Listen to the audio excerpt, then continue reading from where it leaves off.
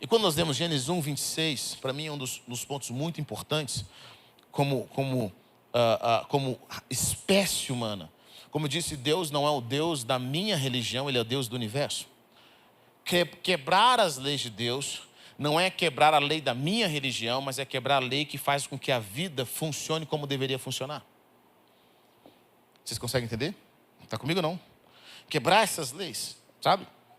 Em Gênesis 1, 26, Deus diz o seguinte: façamos o homem à nossa imagem, conforme a nossa semelhança. Domine ele sobre os peixes do mar, sobre as aves do céu, sobre os grandes animais de toda a terra e sobre todos os pequenos animais que se movem rente ao chão. Nós aprendemos algumas coisas aqui já nesse primeiro versículo. Uma das coisas que nós aprendemos nesse versículo é: Deus não cria nada sem um propósito e sem um fim em mente. Tudo que Deus criou tem um fim em mente. Deus não criou o olho e fala assim: olha, não sei qual que vai ser a sua função, vamos descobrir. Não. Ele criou o olho para ver. Ele criou os ouvidos para ouvirem. Ele criou a boca para falar. Deus tem funções claras. Quando Deus cria o homem, Ele cria o homem com a função clara.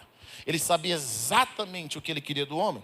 E Ele deu essa ordem para o homem, para ele dominar sobre os peixes do mar, sobre as aves do céu, sobre os grandes animais de toda a terra e sobre todos os pequenos animais que se movem rente ao chão.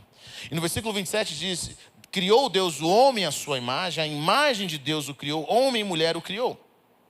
Deus os abençoou e lhes disse: sejam férteis e multipliquem-se, encham e subjuguem a terra. Dominem sobre os peixes do mar, sobre as aves do céu e sobre todos os animais que se movem pela terra. Amém? Vamos orar. Pai, eu quero pedir nessa noite para que a presença do Senhor venha sobre a vida dos teus filhos, para que nós possamos nos movimentar com a realidade dos céus nessa hora. Eu oro para que as cadeias sejam quebradas, eu oro para que as mentiras sejam desfeitas. E eu oro, Pai Celestial, para que nós possamos entender como o Senhor pensa, de acordo com o teu reino, de como o Senhor quer se mover em nós e através de nós. Que a graça do Senhor esteja sobre os teus filhos, que o espírito de sabedoria e de revelação venha sobre nós. Eu oro, Pai Celestial, para que nós possamos responder ao teu chamado, responder aquilo que o Senhor tem dado para nós, para que nós possamos crescer em sabedoria e entendimento.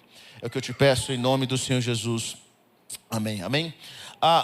Quando nós estudamos um pouco a natureza de Deus, no sentido de o que está por trás do coração de Deus quando Ele cria as coisas, nós vamos enxergar algumas coisas em Deus que são muito interessantes. Uma delas é, imagine comigo, Deus cria o mundo, Deus cria a terra. Em Salmo 24 diz: o Senhor é a terra e tudo que nela existe. E Deus então tem uma região chamada Éden, e dentro dessa região no Éden Ele cria um jardim. O homem não foi criado nesse jardim, ele foi criado fora do jardim, mas Deus pega o homem e coloca nesse jardim. E Deus dá uma ordem para o homem chamado cultive e guarde. Essa mesma palavra, cultivar e guardar, essa palavra cultivar é a palavra que Deus utiliza para trabalho. É a palavra que nós vemos em hebraico para trabalho. E essa mesma palavra é utilizada para dizer culto. Primeira vez que aparece a palavra culto na Bíblia é no trabalho.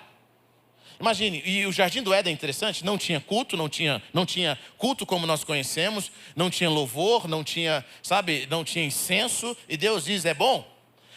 Deus criou o homem para esse lugar. Nós não precisaríamos de certos sistemas religiosos se nós não tivéssemos pecado. Porque o homem já estava conectado com o Senhor no seu dia a dia, naquilo que ele estava fazendo. Mas olha que interessante, olha a forma como Deus enxerga as coisas. Ele cria esse lugar, cria toda a terra, tem muita coisa para fazer na terra. Ele não cria a terra pronta, ele não cria a terra no sentido de, olha, está tudo preenchido, agora está tudo maravilhoso, e simplesmente eu criei o homem e ele vai vivendo aí, vai crescendo, vai multiplicando. Não, Deus cria na terra, em toda a terra, Ele cria um pequeno espaço, que Ele chama de jardim. E nesse jardim a responsabilidade do homem agora era expandir esse controle e esse domínio de Deus. Ele expandia esse controle sobre toda a terra. Imagine, gente, imagine uma terra inteira e Deus coloca apenas 2 seres humanos. Eu acho isso muito interessante de Deus. Algumas pessoas perguntaram uma vez, falaram assim: se Adão e Eva tivessem brigado, estaríamos na Primeira Guerra Mundial? Só tinha os 2, aquela confusão toda. Você teria uma guerra mundial naquela época. Deus cria, então Adão não podia nem brigar com Eva, tinha que conversar um com o outro o tempo todo. E aí Deus fala assim: eu vou criar vocês 2, e a partir de vocês dois eu vou preencher toda a terra. Deus não criou todas as árvores que poderiam ser produzidas a partir de uma semente. Deus traz uma árvore que traz sementes, e a ideia dele é que essas árvores multiplicassem e crescessem juntamente com o homem até preencher toda a terra.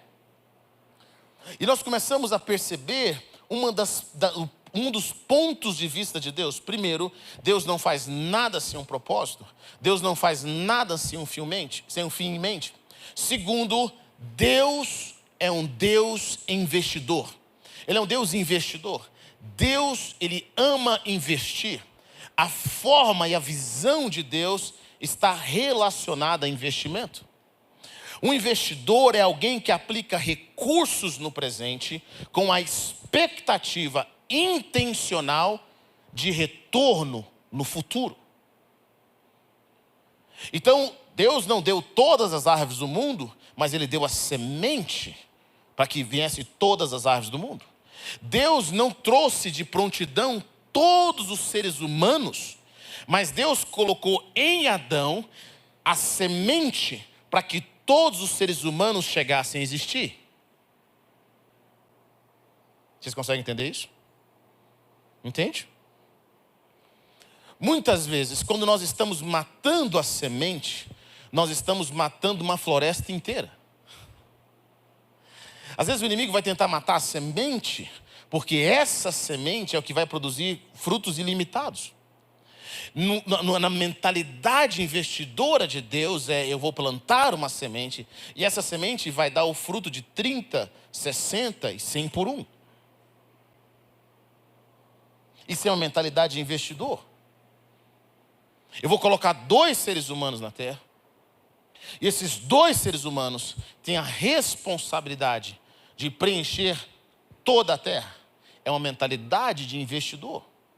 Deus, ele traz investimentos.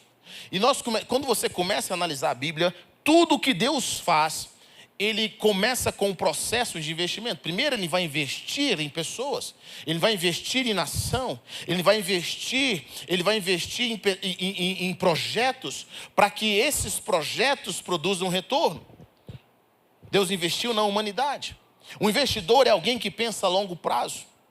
Ele investe tempo, ele investe o financeiro, ele investe o seu conselho. Sabe, o investidor, ele não está gastando, mas ele está plantando para o futuro. Quando você começa a perceber a visão de Deus como investidor, isso ao mesmo tempo nos alegra, mas também gera em nós uma responsabilidade. No reino de Deus, o sistema de plantar e colher é infalível.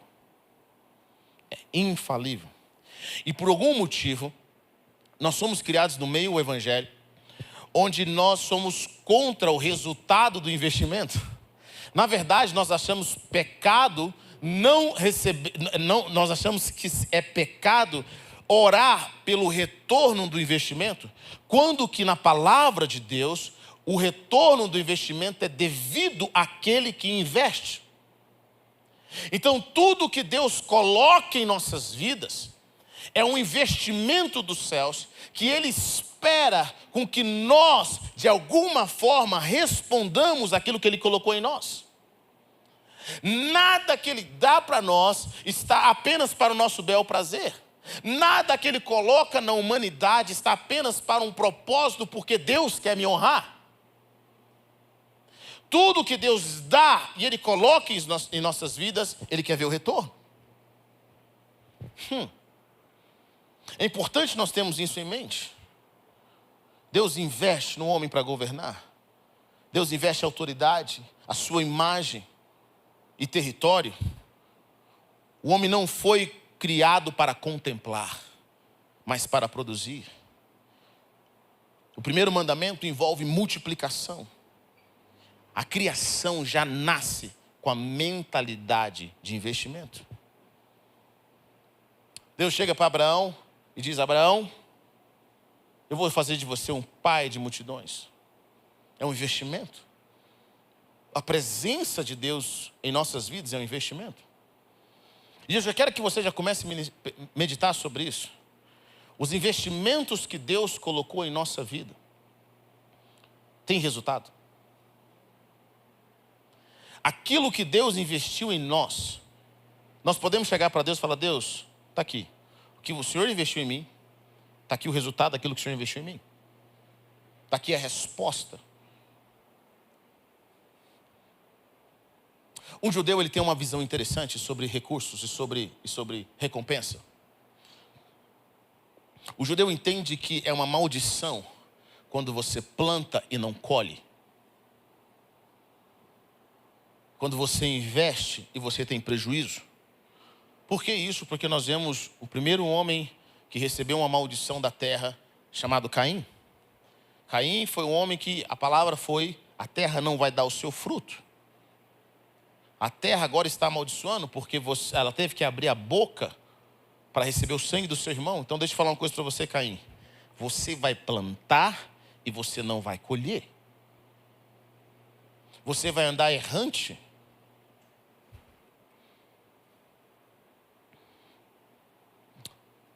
Essa palavra antes era traduzida por vagabundo. Eu lembro que uma vez, muitos anos atrás, o irmão orou para mim, um profeta da África. Ele falou: Heber, eu quero orar por você. Eu falei assim: o que foi? Quando eu estava orando por você, eu vi um espírito de vagabundo. Eu falei: o que está acontecendo aqui, irmão? Você está no meu carro, na minha área. E aí eu aprendi a ouvir primeiro, pesquisar para depois julgar. E em inglês essa palavra é vagabond. É uma pessoa que vaga. Muitas vezes nós estamos vagando e não estamos chegando a lugar algum. É uma manifestação. E desde então eu comecei a orar.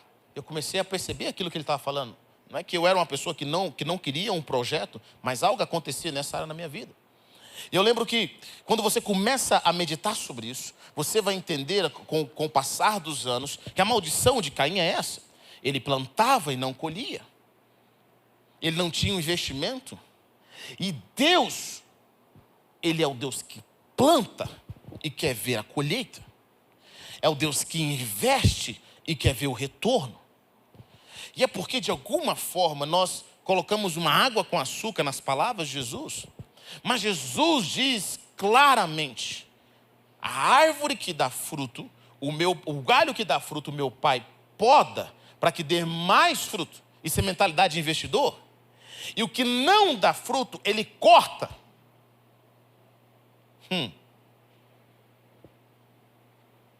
Jesus quando conta a parábola dos talentos. E a Bíblia nos ensina que tinham 5 talentos, o que Deus deu de acordo com a capacidade. Recebeu 5 talentos, um recebeu 5, outro recebeu 3 e o outro recebeu 1. E olha que interessante isso. O que recebeu 5 multiplicou. O que recebeu 3 também multiplicou. Mas o que recebeu 1 não fez nada com aquilo, foi o que teve medo. Deus não tinha problema dele ter errado no investimento, mas o medo que fez com que ele não investisse, o Senhor cobrou.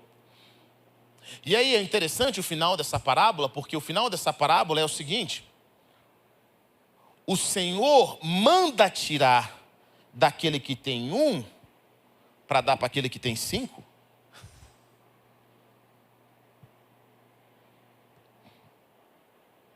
Ele manda tirar para aquele que tem daquele que tem 1 para aquele que tem 5. E as pessoas perguntam: mas Senhor, ele já tem 5. Aí ele fala uma frase que às vezes nós esquecemos. Bom, quem tem, mais lhe é dado. E quem não tem, até o que tem, será tirado.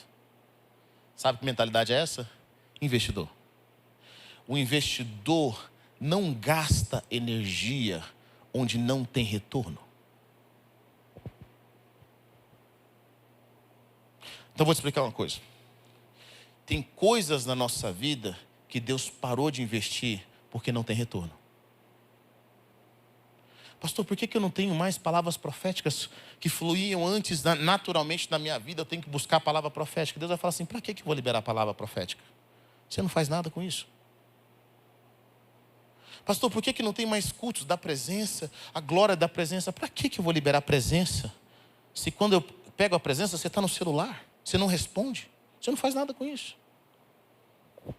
Quando nós não respondemos ao investimento que Deus faz nas nossas vidas, Ele começa a cortar o fluxo de vida daquilo. Vocês estão comigo ou não? Por isso a seriedade de quando Deus está te dando algo, você responder. Deus não exige que sejamos perfeitos, mas Ele exige que nós respondamos. Porque a terra que não produz fruto, ela é amaldiçoada. Ele não vai gastar energia com aqueles que não respondem. Esse é um princípio do reino de Deus. Deus investe em pessoas. Pastor, eu tive um encontro profundo com Deus. Deus fez algo na minha vida, eu tive um encontro profundo. Ah, glória a Deus, aleluia. Sabe, foi um culto maravilhoso, aquela presença gloriosa. A pergunta é para quê? O que essa presença vai produzir em você? Sabe, eu lembro que alguns anos atrás, eu sempre amei muito a presença de Deus. Então, eu tinha um quarto nos Estados Unidos, e esse quarto é o quarto que eu orava, é um quarto que eu gastava a presença de Deus ali, eu entrava por ali e ficava horas. E é engraçado que, deixa eu falar uma coisa para você, talvez alguns de vocês nunca experimentaram a presença de Deus de uma forma íntima, mas quando você experimentar, o seu maior evento, as coisas que você mais vai gostar de fazer, é entrar na presença de Deus no seu quarto e experimentar a glória. Porque quando você começa a buscar, o céu se abre no seu quarto. Cara, é algo glorioso, é algo maravilhoso. E aquilo deixa você ficar por horas. Hoje eu vejo porque que homens e mulheres de Deus gastavam horas na presença. Porque quando os céus se abrem para você, é algo muito poderoso. Eu lembro que eu ia nesse lugar e gastava tempo com o Senhor, e era tão maravilhoso, e ficava por horas e horas. E todo dia eu ia lá e de repente, eu fui orar e fui entrar na presença de Deus. E eu senti como se aquela presença já não estava mais ali. Eu orava, Senhor, e orava e jejuava. Eu sentia que eu não conseguia acessar. Eu sabia que eu não tinha pecado. Eu falei, Senhor, será que eu pequei? Mas eu sabia que eu não tinha pecado. Eu comecei a orar. Eu falei, Deus, o que está acontecendo? Por que tem uma resistência para eu me mover na tua presença? Aí o Senhor falou comigo, você vem aqui, desfruta da minha presença e não faz nada com isso. Deixa eu falar o que eu gosto. Eu gosto que você pega os meus recursos, a minha presença, distribui e abençoa pessoas. Você volta com o fruto do que eu te dei e apresenta diante de mim.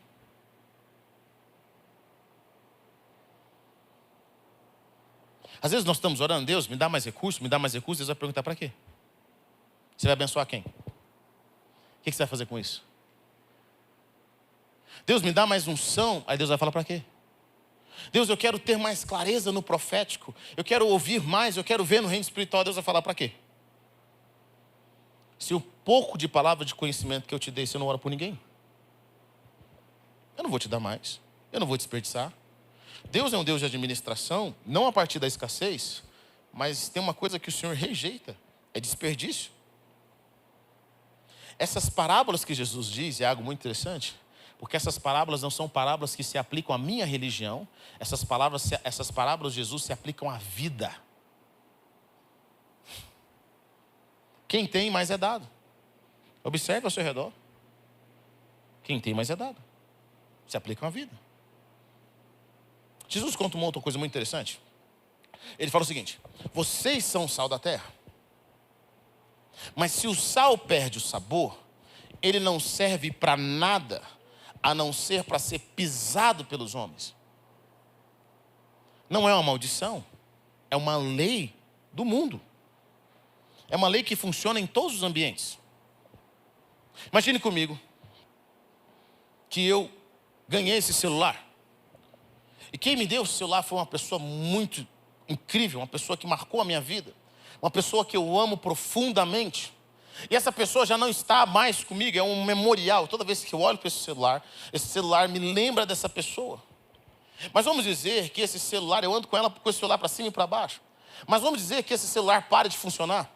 Ele não funciona mais. Ele representa muito para mim, mas esse celular não tem nenhum valor para mim mais, no sentido a não ser emocional. Bom, você acha que eu vou andar com esse celular para cima e para baixo? O que vocês acham? Claro que não. Se o celular não funciona, eu vou deixar ele em casa. Vou deixar ele num lugar bonito, vai ser representativo, mas ele vai ficar em casa. Se ele tiver um valor emocional para mim. É um princípio. Aquilo que não funciona mais, nem você usa.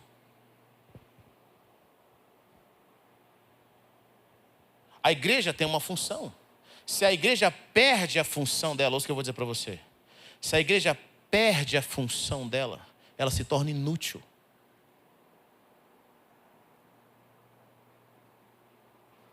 Seu dedo tem uma função. Se ele perde a função, ele se torna inútil. E ao invés de se tornar uma bênção, ele pode se tornar um problema para o seu corpo inteiro. Sabe onde está isso? Na Bíblia.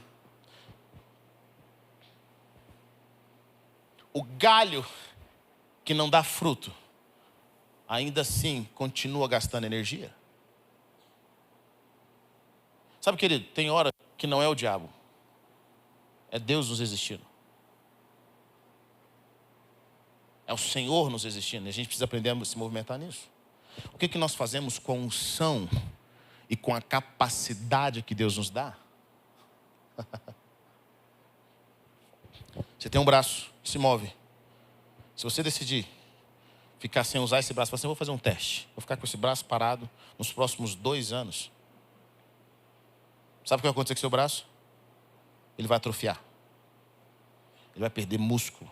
Seu corpo entende que como ele não está sendo utilizado, ele não precisa receber energia para isso. Sabe, tem irmãos que não estão recebendo energia porque eles já não têm mais função. E eles não têm mais função. Ouça o que eu vou dizer para você. Não é porque Deus não quer que eles não tenham mais função. É porque eles decidiram não ter mais função.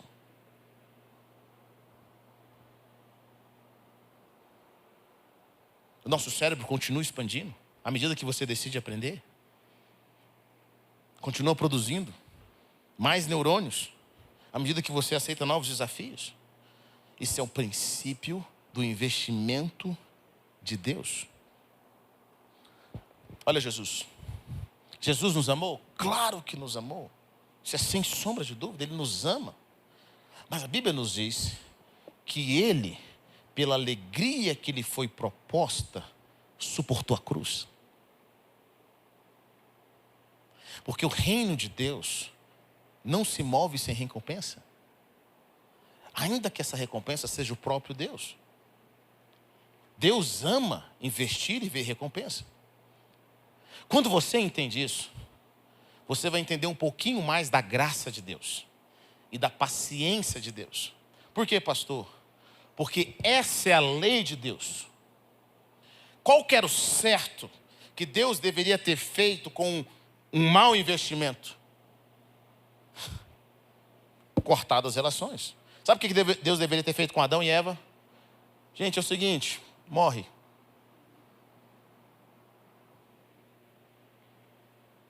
Olha o trabalho que vocês me dão.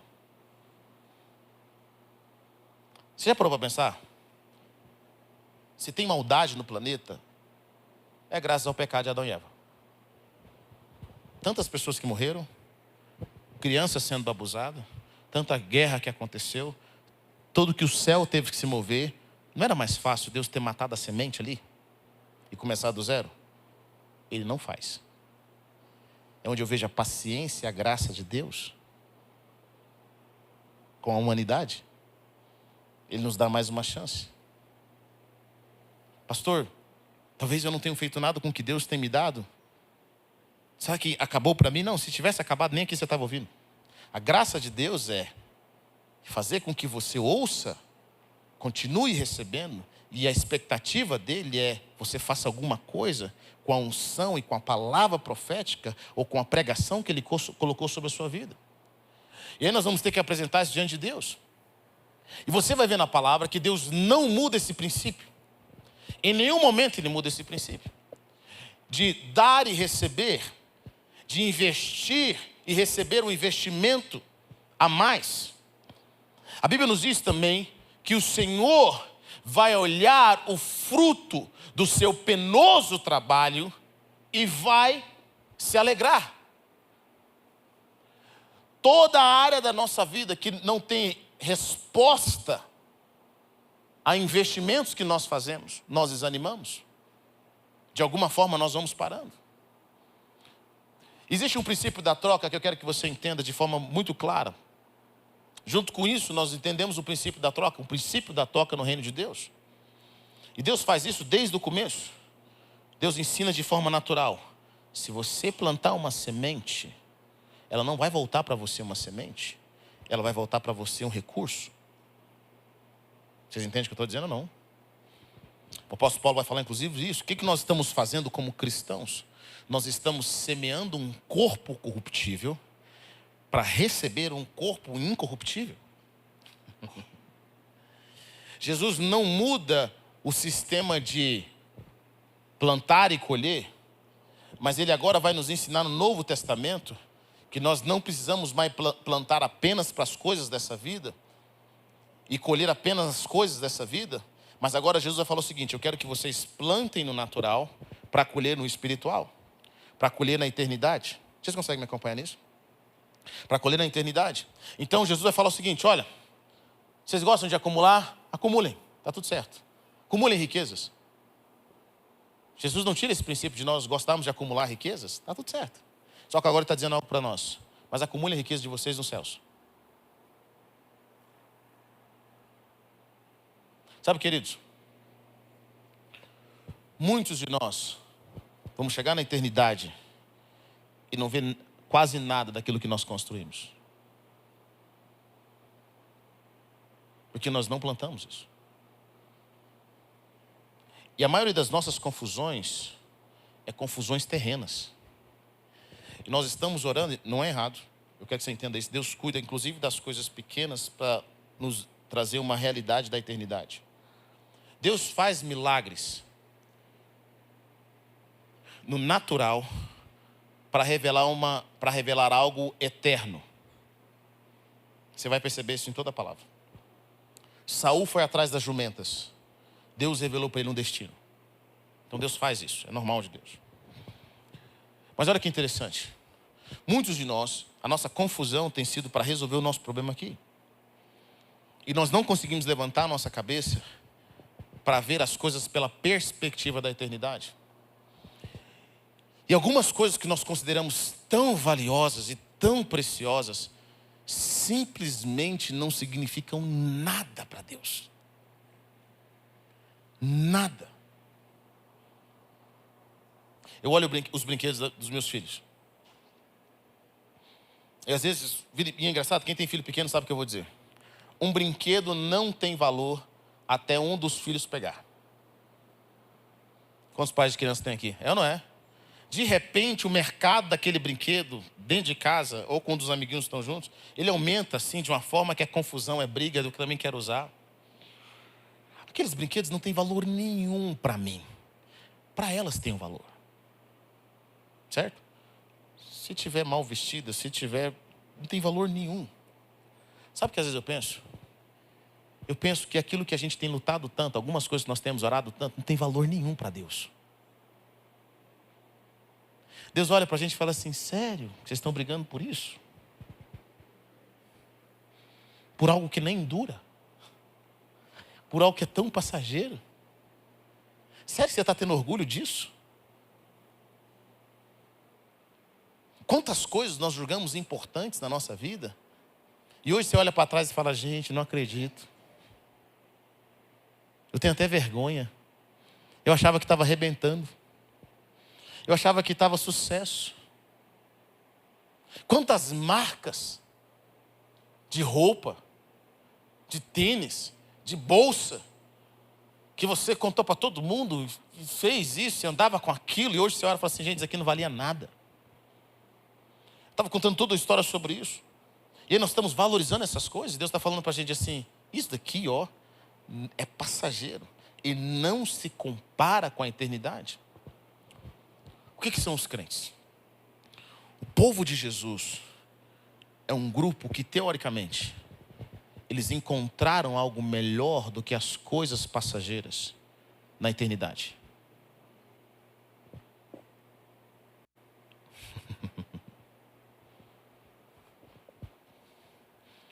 Todos nós queremos recompensa.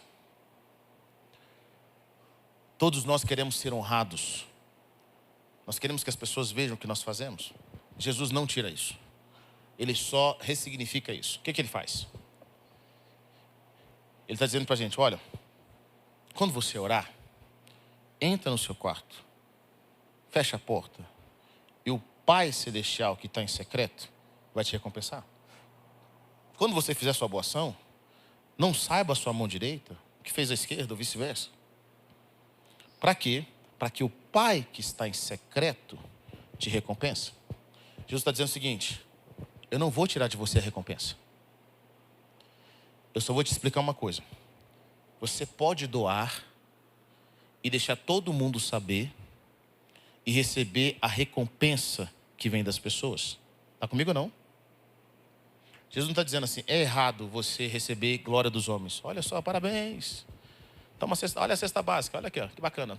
Gente, olha que doação, caridade. Acabei de doar esse carro para essa pessoa. Tudo certo. Só que Jesus está dizendo o seguinte: você já recebeu sua recompensa quando as pessoas bateram palma. Agora, se você quiser receber uma outra recompensa, não deixe as pessoas saberem. Apenas Deus. Está comigo ou não? Ele não tira a recompensa, ele ressignifica a recompensa. A glória. Você quer ser recompensado no céu? Quer ser conhecido no céu? Então beleza. Você pode orar na frente de todo mundo e todo mundo vê e falar tanto que você ora bem? Está tudo certo. A glória dos homens é a sua recompensa. Aquele aplauso é a sua recompensa. Mas se você quiser uma recompensa diferente dessa, do seu Pai Celestial, você vai ter que entrar no secreto e vai orar. E o seu Pai que está no secreto vai te recompensar. Ele está dizendo o seguinte: eu estou te dando duas opções. Quem perder a sua vida por amor a mim, vai encontrá-la. Está comigo ou não? Bom, deixa eu falar, muitos de nós estamos perdendo a nossa vida de qualquer forma. Você está perdendo a sua vida por causa da sua família? Você está perdendo a sua vida por causa do seu trabalho? Dos seus sonhos? Você vai perder a sua vida de alguma forma. Mas Jesus está dizendo o seguinte: eu não estou falando que quem perder a sua vida por qualquer coisa. Eu estou falando quem intencionalmente perder a sua vida por causa de mim, vai encontrá-la. Bom, deixa eu falar uma coisa para vocês, queridos. Muitos de nós, as lutas que nós estamos passando, não tem nada a ver com ataque espiritual. O capeta está passando até longe.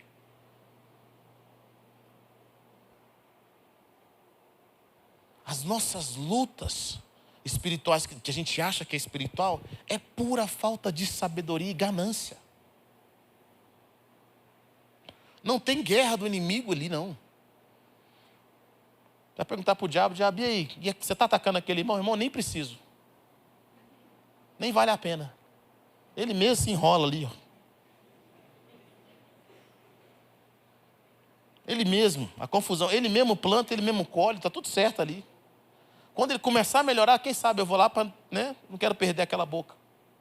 Mas ele mesmo. E Jesus está dizendo para nós o seguinte, falou assim, olha, você vai ganhar a sua vida. E esse é o medo que eu tenho. O medo é, muitos irmãos vão chegar na eternidade e vão descobrir que ficaram igual tolos na terra. Eles não plantaram nada na eternidade. Eles não investiram em nada na eternidade. Eles só vieram à igreja. Nunca trabalharam para Deus. Eles só tinham a intenção, mas nunca fizeram.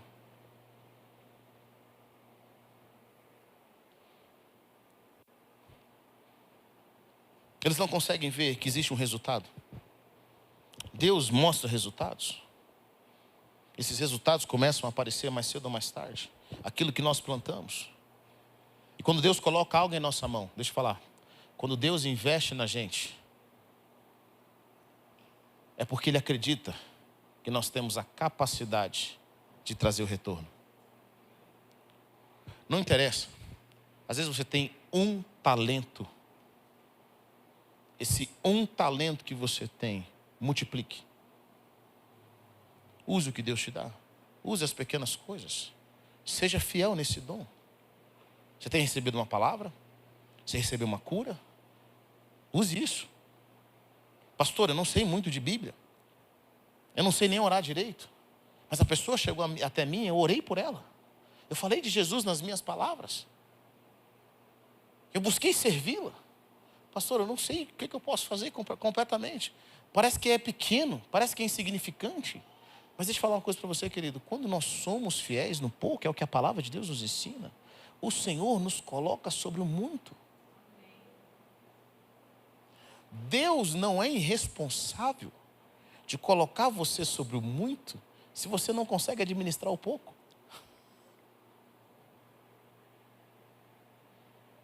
Quando pessoas respondem ao investimento de Deus, Deus dá mais.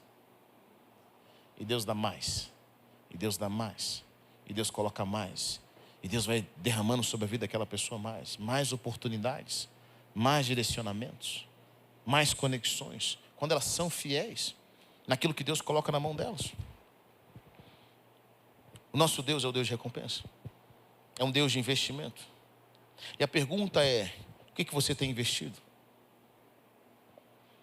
Quais são as áreas da sua vida que você tem trago um investimento? Às vezes nós temos buscado uma grande resposta de Deus, e a grande resposta de Deus é uma semente. A grande resposta de Deus é uma semente. Eu agradeço a Deus todos os dias pela oportunidade que eu tenho de servir na minha igreja, de servir pessoas. Por quê, pastor? Porque tudo que Deus me dá precisa se transformar em algo na vida de alguém. Eu preciso multiplicar isso. Todas as palavras, todas as orações, todas as revelações precisam crescer para que eu continue recebendo mais de Deus.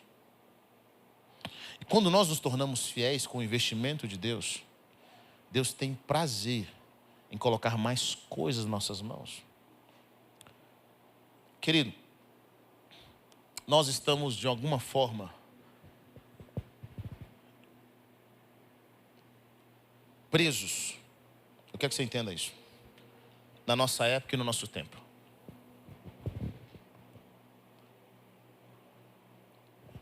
As pessoas que são importantes hoje, elas não eram importantes há 20 anos atrás. As que têm muito dinheiro hoje, muitas delas nem tinham dinheiro há muito tempo atrás. 30 anos atrás, havia uma nata em Goiânia, um grupo conhecido, que hoje ninguém nem sabe quem é. E sabe os famosos que nós temos hoje? Daqui 20 anos, 30, eles não serão mais.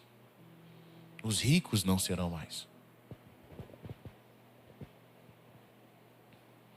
Aquilo que parece ser moda hoje, que é tão importante que nós temos dado à nossa vida, não tem tanto esse significado.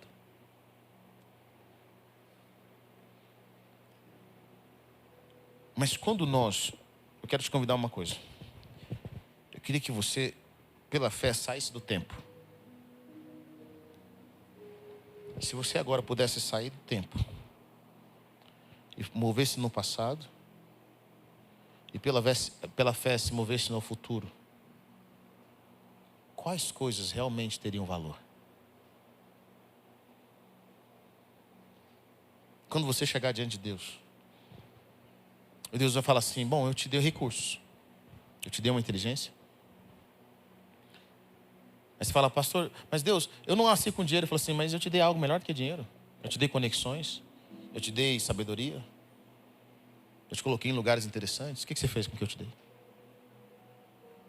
Você usou para quê? Quantas pessoas foram abençoadas pelo seu ministério? Por aquilo que você tem feito? De que forma você construiu o meu reino? A Bíblia nos diz que é Deus que nos dá capacidade de produzir riquezas. E toda vez que nós usamos essas capacidades para o nosso próprio benefício, existe um parar do fluxo de Deus para nós. Deus sempre coloca coisas em nossas mãos. Davi tinha uma funda. Deus não deu uma super espada para ele, para matar Golias. Ele utilizou uma funda. Moisés tinha um cajado. Deus pergunta a Moisés, o que você tem, Moisés? A pergunta é, o que você tem? O que você tem que Deus pode utilizar para tirar você do ponto A para o ponto B? Quais são as sementes que Deus colocou na sua mão? Quais são as coisas únicas que cada um de vocês tem? Sabe, deixa eu falar para vocês. Cada um de vocês carregam algo que uma vez liberado vai transformar a vida de muitas pessoas. O que você carrega, eu não carrego. E glória a Deus por isso. O que você carrega, eu não tenho. E quando você usa o que você tem, você multiplica isso, são incontáveis o número de pessoas que podem ser abençoadas por aquilo que você está multiplicando. É interessante ver isso. Jesus fala o seguinte, olha, quem abençoa um profeta recebe a recompensa de profeta. Eu tenho conversado isso com o nosso time. Uma das coisas interessantes, nós terminamos o 3º andar. E Deus sempre colocou no nosso coração de o 3º andar ser o lugar, uma casa de oração, um lugar onde os teens vão ter um encontro, um co-work, coisas que estão acontecendo. E eu lembro que, orando sobre isso, buscando ao Senhor, eu conversava com os irmãos sobre isso. E o primeiro objetivo da nossa torre de oração é servir os membros da nossa comunidade. Então a ideia é proteger cada um dos membros a partir da oração, intercessão contínua.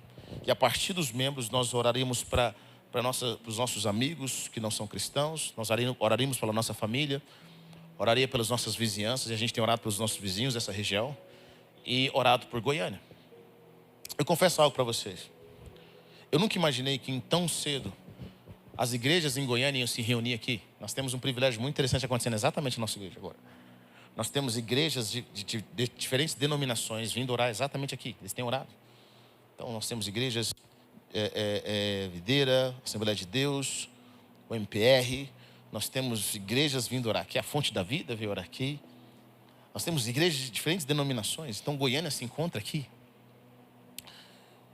E uma das coisas que eu penso, sabe o que eu penso quando cada pessoa sobe naquela torre e ora? Quando cada igreja sobe naquela torre e ora? Sabe o que eu penso? Quando pessoas recebem respostas de oração. E uma das coisas que eu falo para o nosso time é o seguinte. Cara, sabe o que acontece quando cada uma dessas pessoas sobem lá? Quando a televisão vem noticiar o que Deus está fazendo aqui, eu só penso numa coisa. Eu só penso nos investidores. Você fala assim, por quê, pastor? Porque os que ajudaram a construir aquele lugar, os que mantêm aquela torre funcionando, estão recebendo recompensas ilimitadas em Deus. Porque o Senhor fala o seguinte: quem servir um profeta, der um copo de água fria, ainda que seja um desses pequeninos, vai receber a recompensa de um profeta. Então, cada doação que foi para aquele lugar, cada irmão que usou o seu tempo para produzir. Eu converso com uma das nossas arquitetas, a arquiteta que cuida dessa parte, que produziu. Eu pergunto para ela assim, qual que é a sensação de você orar no lugar que você produziu? Então cada pessoa que tem a resposta naquele lugar. E aí Deus é interessante porque Ele não só, Ele é um investidor, mas Ele nos chama para fazer parte do investimento dEle.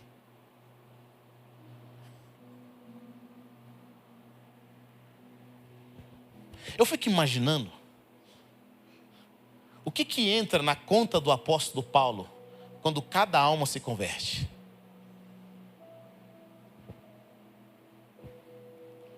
Eu fico imaginando o que entra na conta do homem que ganhou para Jesus o pastor Adarque, quando cada um de nós é abençoado de forma direta ou indiretamente pela vida dele. Vocês não conhecem como eu não conheço. Mas cada um que é abençoado por aquilo que Deus faz ou fez na vida do pastor Adarque, nessa igreja, esse homem recebe uma recompensa. Imagine Ananias que ganhou Paulo para Jesus. Talvez, eu não sei. Paulo foi um dos grandes homens que Ananias ganhou para Jesus. Mas cada alma que Paulo ganhou está na conta de Ananias. Isso é um investimento. Cada vez que nós servimos o reino, tudo que nós fazemos com os nossos recursos, Deus está falando o seguinte: eu vou dividir com você. Vai para sua conta, você é meu parceiro. Paulo entendia isso claramente. Ele sabia disso. Jesus também sabia. Que ele ia ver o resultado do seu esforço, do seu investimento. Sabe, meu irmão, não viver o seu propósito e não responder ao chamado de Deus é o maior desperdício que está acontecendo nessa terra. Porque milhares de pessoas podem e vão ser abençoados se você disser sim. Parar de pensar no agora e começar a ver a recompensa que vem do alto. Simplesmente se posicionar. Muitas coisas vão entrar em ordem. Talvez você parou de dizer sim porque você foi ferido. Pastor, servi numa igreja por muitos anos, eu fui decepcionado. Mas eu posso dizer algo para você? Não foram pessoas que investiram em você. Deus usou pessoas para investir em você. E o não utilizar o que Deus colocou em você é bloquear sementes, bloquear frutos que nós não temos ideia. Nessa noite Deus tem te chamado para algo mais. Deus tem te chamado não para viver para si mesmo e não para buscar uma recompensa que venha desse mundo, mas uma recompensa que vem pela eternidade. Eu quero dizer que todos aqueles que investem no reino jamais ficarão sem recompensa.